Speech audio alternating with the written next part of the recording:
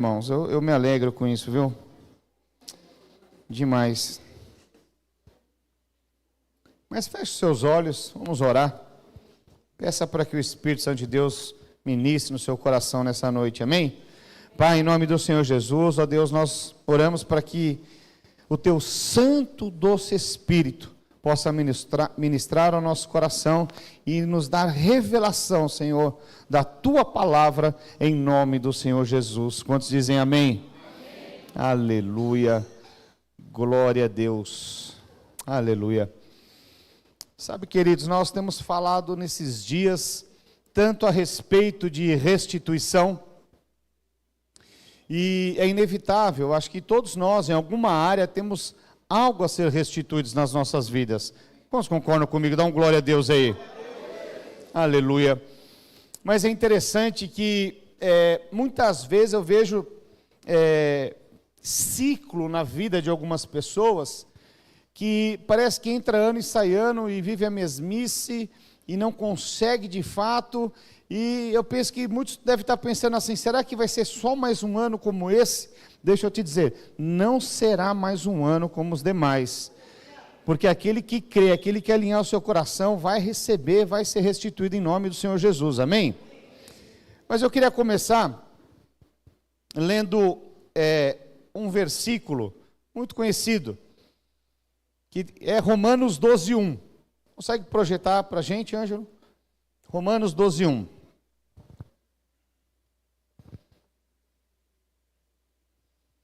Rogo-vos, pois, irmãos, pelas misericórdias de Deus, que apresenteis o vosso corpo por sacrifício vivo, santo e agradável a Deus, que é o vosso culto. Interessante, porque o apóstolo Paulo aqui fala para nós termos cultos racionais.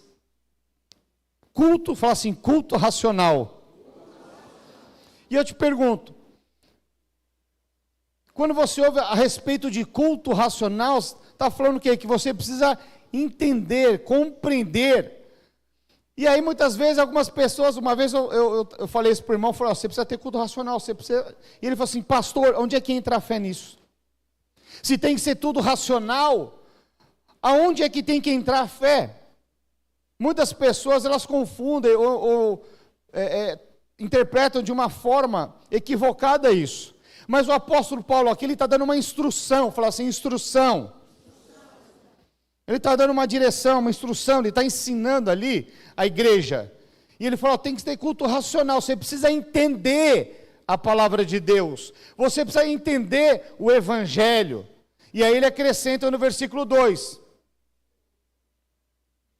E não vos conformeis, ele continua dando instrução, precisa ter culto racional. E não vos conformeis com este século, mas transformai-vos pela renovação da vossa mente, para que experimenteis qual seja a boa, agradável e perfeita vontade de Deus. Que coisa poderosa! Então ele está dizendo o seguinte, olha, você precisa entender, em outras palavras, o seu propósito. Porque se você não entender o seu propósito, você vai viver como uma criança dispersa, que qualquer vento de doutrina te leva. Já viu criança está brincando aqui, passa uma borboleta, vai atrás da borboleta, daqui a pouco o gato mia, e aí vai ver o gato. Qualquer coisa chama atenção. Por quê? Porque é criança. Então veja, quando você entende a respeito de restituição, todos somos muito rápidos em falar, nós temos coisas a ser restituídas. Talvez aqui você precisa restituir relacionamentos com familiares, com entes queridos. Talvez você precisa restituir uma questão financeira, saúde e tantas outras coisas que você tem apresentado diante de Deus, né? Como uma reivindicação diante do Senhor. Mas deixa eu dizer algo aqui para você. Antes dessas coisas serem restituídas diante dos seus olhos, primeiro precisa acontecer a restituição do homem de Deus, da mulher de Deus interior. Antes de acontecer fora, do milagre da restituição ficar visível diante dos seus olhos, precisa acontecer algo, a restituição interior, com a fé correta. Uma fé de uma forma racional. Pastor, parece meio contraditório. Não é contraditório, eu vou te explicar por quê. Porque a sua fé tem que ser baseada dentro dessa transformação de mente. Agora, essa transformação de mente, ela tem que estar pautada na palavra de Deus. Porque acredite, nós somos bombardeados constantemente pelo ensino do mundo. Nós somos influenciados constantemente por aquilo que o mundo está exposto. Desde a nossa infância, nós somos bombardeados por isso. Já viu? As irmãs do Kids sabem tudo disso. Às vezes os homens não sabem, mas vai conversar com as irmãs do Kids a respeito de mensagem subliminar na vida das nossas crianças. Elas são bombardeadas e cada vez mais e mais e mais. Mas veja, muitas vezes nós também não somos diferentes. Não tem a ver com a idade que você tem. Não importa se você é um Kids ou se você já está na terceira, quarta, quinta idade. Não tem a ver o tempo de conversão também. Mas tem a ver o tempo de revelação. O quanto você tem de revelação a respeito do propósito de Deus na sua vida. Isso vai determinar se você vai de fato chamar a existência de uma forma racional, com uma fé alinhada com o propósito de Deus.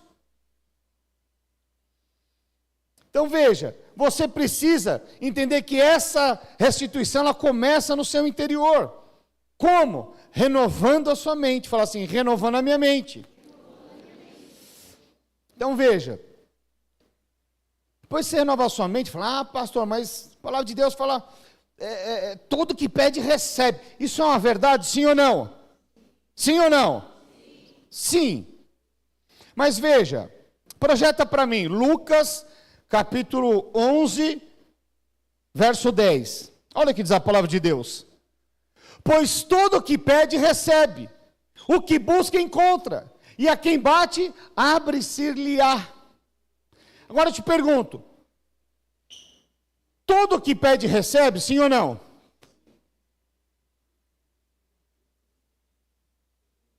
Alguns agora ficaram em dúvida.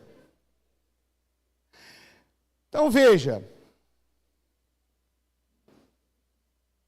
vamos se colocar aqui na posição do pai. Amém?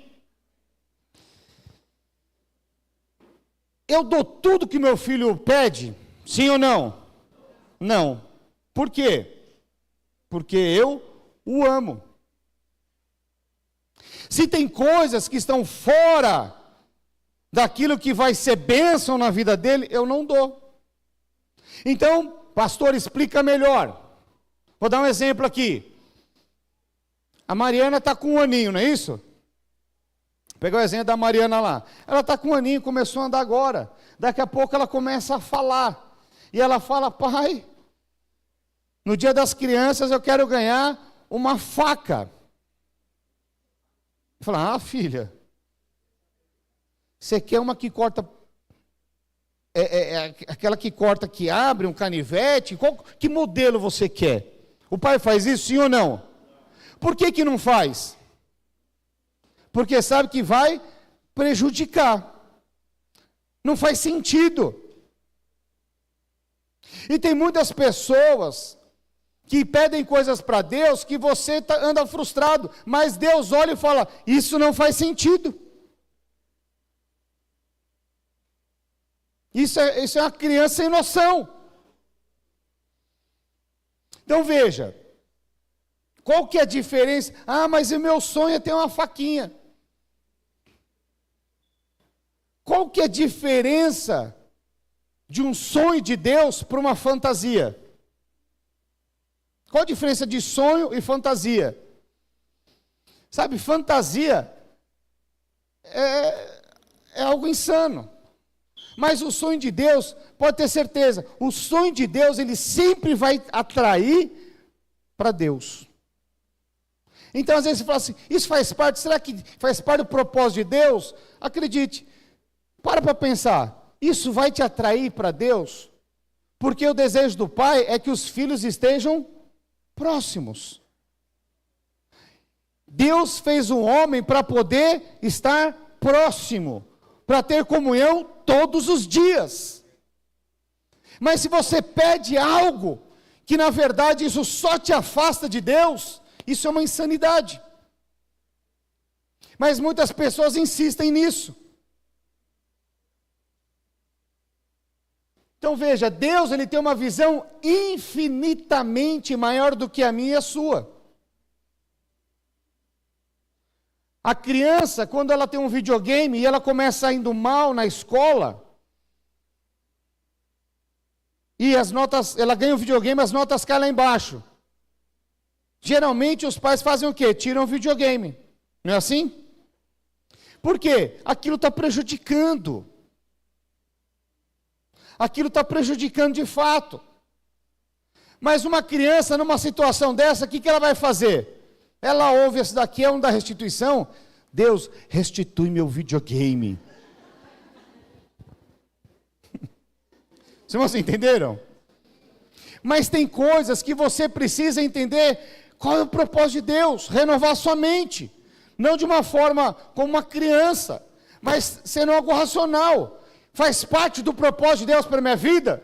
Porque se faz parte, acredite, o Senhor vai acrescentar, vai restituir, muito além daquilo que você possa imaginar.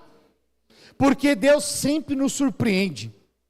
Ele sempre chega com algo além daquilo que você pediu. Isso é algo fantástico. Sabe, eu me lembro que nós, desde que nós nascemos, nós já nascemos nesse mundo. E não tem jeito.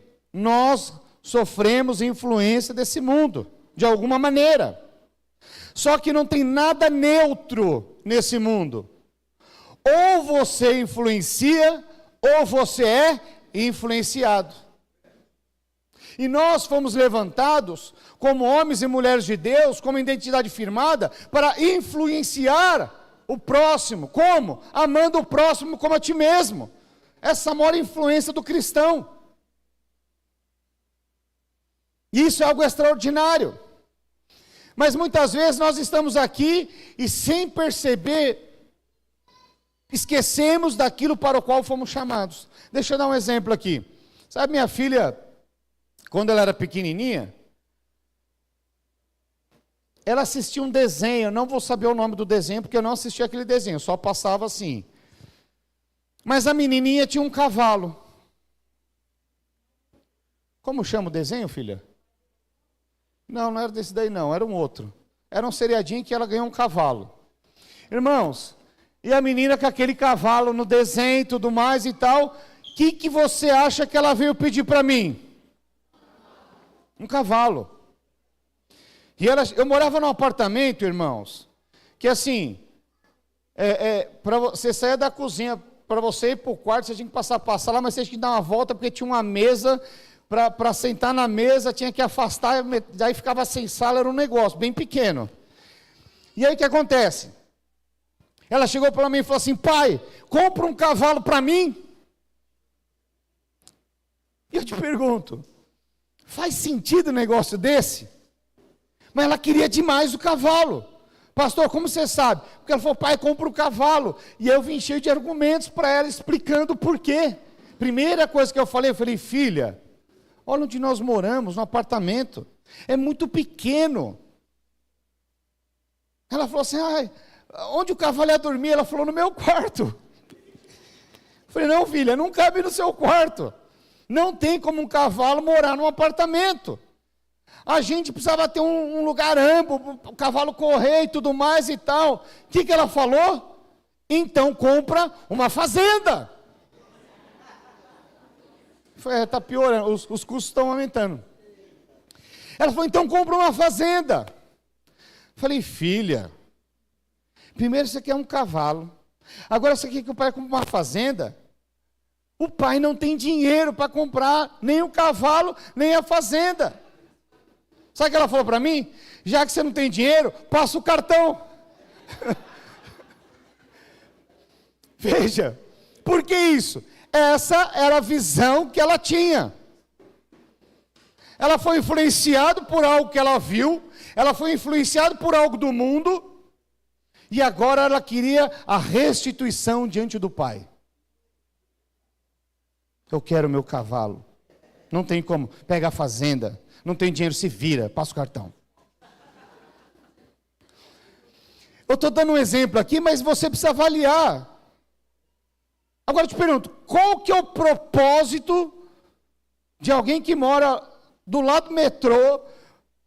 Detalhe, o apartamento nem elevador tinha, o cavalo não ia conseguir subir aquelas escadas, irmãos. Ou seja, é algo insano. É uma fantasia. Isso é uma fantasia. Você querer criar um apartamento, um cavalo, criar um apartamento dentro do cavalo, isso é uma loucura. Mas isso é uma insanidade. Quantos estão acompanhando o raciocínio? Então, queridos, eu estou sendo bem aqui racional para concatenar, para você chegar e ter uma ação de fé racional. Não viver na fantasia. Apresentar algo concreto que tenha a ver, e Deus fala, agora você entendeu. Agora você vai ser restituído a 30, 60, 100 por um. Obrigado pelo amém. Amém. Aleluia. Tiago, ajusta o som, está dando um delay no amém. Então veja, o que eu estou querendo dizer com essas questões? É que muitas vezes, você fala, pastor, mas ela era uma criança, ela não tinha noção que esse cavalo ia prejudicar, não tinha as mínimas condições. Pois é, mas às vezes você está pedindo coisas para Deus, e Deus, na sua infinita sabedoria, Ele está falando, isso vai prejudicar, isso vai fazer mal. Isso na vida dessa pessoa é um videogame. Se eu der isso, ele sai da igreja. Pastor, você já viu isso acontecendo? Inúmeras vezes. Tinha um irmão, uma vez chegou na minha rede, eu era, acho que líder de célula, eu acho, na época. E ele chegou lá e falou, olha, desempregado, a gente orando e tal. Aí ele falou, olha, surgiu uma oportunidade de eu trabalhar como vendas, mas agora eu preciso de outro milagre. Pela fé eu já falei que eu vou receber, ele precisava de um carro. A vaga exigia que tivesse carro. Bom, na outra célula ele veio testemunhando.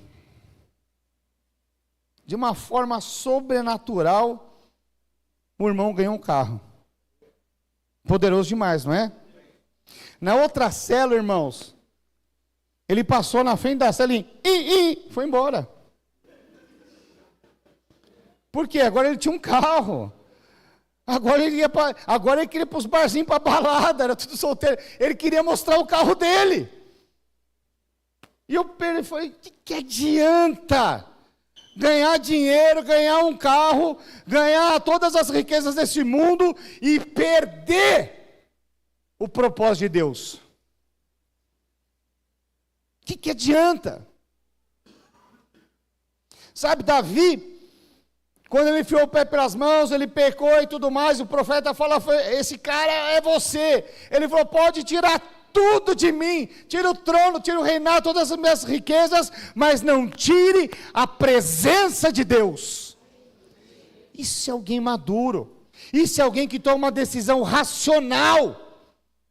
E porque ele pediu algo racional, Deus falou, você não vai perder nem minha presença, nem seu reinado. Porque agora você entendeu, agora você tem maturidade, para não fazer as mesmas besteiras que você fez. É o pai ajustando a rota do filho. Então veja, sabe, tem pessoas que elas ficam deslumbradas com esse mundo, e às vezes estão na igreja só para pedir coisas, Pedem de tudo, mas não pedem mais fluir do Espírito Santo, mais presença de Deus. Não ora mais pela sua casa, não crê mais que você e sua casa servirão ao Senhor, e aí anda numa vida automática, angustiada, porque não tem nem lá e nem cá. Anda morno. Sabe, mas nós fomos chamados para sermos representantes da glória de Deus nessa terra. Você precisa ter essa clareza, que Deus te chamou, Deus te escolheu para coisas maiores do que você pode imaginar. Fala, pastor, eu não estou vendo nada. Mas acredite, você é escolhido de Deus. A primeira vez que eu sentei no banco de uma igreja, eu queria sair correndo. E se viesse um profeta e falasse que eu ia me converter, me batizar, me tornar um pastor, era capaz de eu sair na mão com o profeta. Falar, você está falando bobagem. Então veja, mas Deus, Ele sabe exatamente como alinhar e ajustar o seu coração. Basta você se expor ao propósito de Deus. Basta você reconhecer que você precisa dEle, que você não é nada sem Ele. Então veja, no meio desse processo, às vezes você fala, pastor, eu até entendi